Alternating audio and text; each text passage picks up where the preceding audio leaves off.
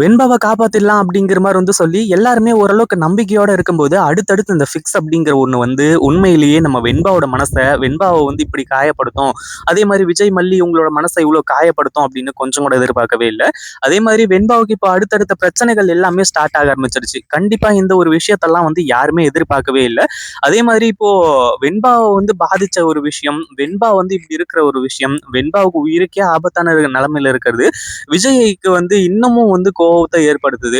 அதாவது மல்லி மேல ஏற்கனவே வெறுப்புல இருந்துட்டு இருக்காங்க. எதுக்காக என் பொண்ணு வெண்பாவ கூட்டிட்டு போனா என்ன ஏது அப்படிங்கிற மாரி சொல்லி. ஆனா இப்ப அந்த வெறுப்பு எல்லாமே கொஞ்சம் கொஞ்சமா அதிகமாகி, கடைசியில இப்படிப்பட்ட விஷயங்கள் நடக்கும் அப்படின்னு கொஞ்சம் கூட எதிர்பார்க்கவே இல்ல. அதாவது என்ன ஆச்சு அப்படின்னா, இப்போ நம்ம விஜய் இருந்துட்டு ஹாஸ்பிட்டல்ல காட்டு கத்து கத்துறாரு. இதுக்கப்புறம் என் கண்ணு முன்னாடி நீ நிக்காத. என் பொண்ணு வெண்பாவ எப்படி காப்பாத்தணும், என்ன ஏது அப்படிங்கிறது எல்லாமே எனக்கு நல்லாவே தெரியும்.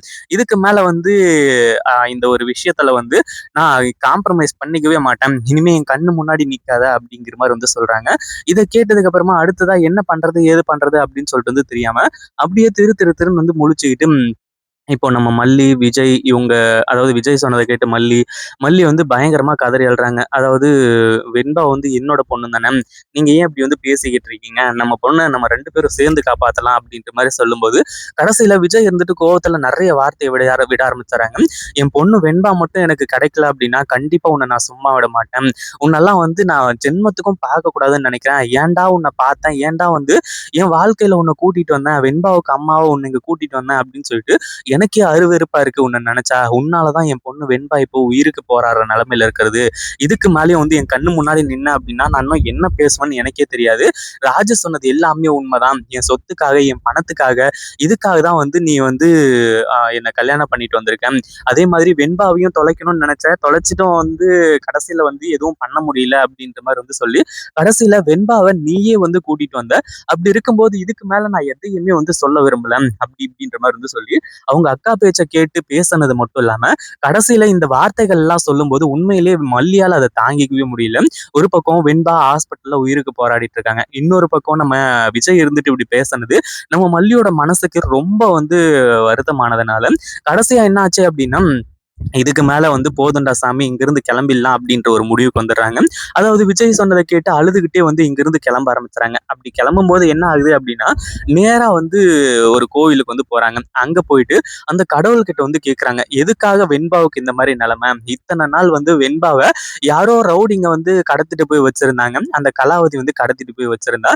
அதே மாதிரி அந்த ஒரு பிரச்சனையில இருந்து எப்படியாச்சும் காப்பாத்தி கூட்டிட்டு வந்துரு அப்படிங்கிற மாதிரி சொல்லி உன்கிட்ட வேண்டி பரிகாரத்தெல்லாம் செஞ்சு முடிச்சல. அது எல்லாத்தையுமே நல்லபடியா செஞ்சு முடிச்சுட்டு, இப்போ வெண்பாவுக்கு ஆபத்தான நிலைமைய கொண்டு விட்டுருக்கியே. என்னதான் உன் பிரச்சனை? என் வெண்பாவ எனக்கு திருப்பி கொடு. அதாவது நான் விஜய் கூட, வெண்பா கூட சந்தோஷமா வாழணும்னு நினைச்சேன்.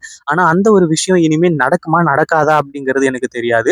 அதே மாதிரி இனிமே அவங்களோட வாழ்க்கைக்குள்ள நான் போறது கிடையாது. வெண்பாவ எப்படியாச்சும் விஜய்க்கு சொந்தமா குடுத்துரு. வெண்பாவோட உயிருக்கு எந்த ஒரு ஆபத்தும் இல்லாம காப்பாத்தி குடுத்துரு.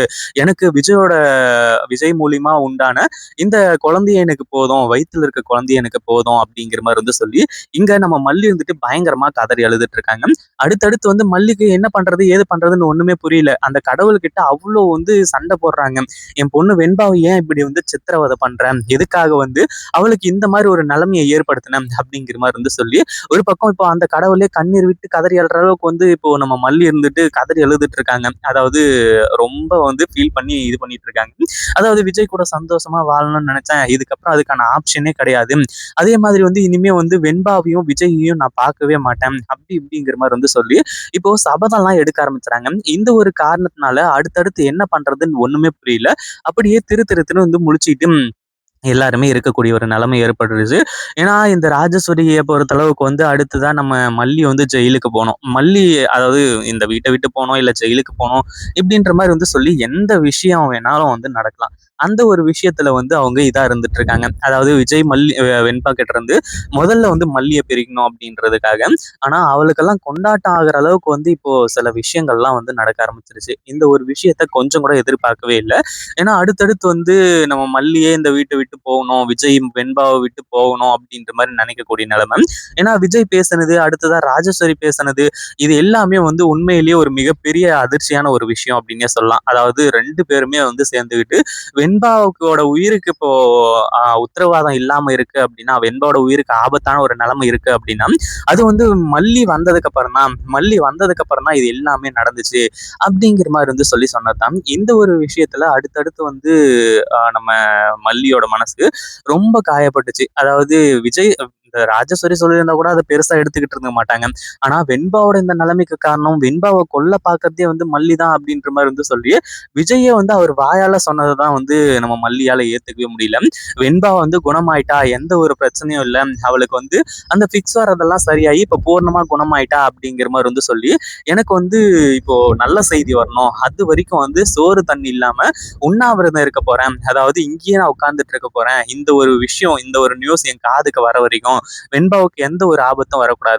அவ நல்லபடியா இருக்கணும் அப்படிங்கிற மாரி வந்து சொல்லி, அந்த ஒரு விஷயத்துல வந்து இப்போ நம்ம வெண்பாவ வந்து அ இப்போ காப்பாத்துறதுக்காக அந்த கடவுள்கிட்ட வந்து உட்கார்ந்துட்டு இருக்காங்க. அதுவும் முட்டி போட்டுக்கிட்டு அங்கேயே வந்து உட்கார்ந்துகிட்டு இருக்காங்க. "நான் இங்கிருந்து போற மாரி இல்ல.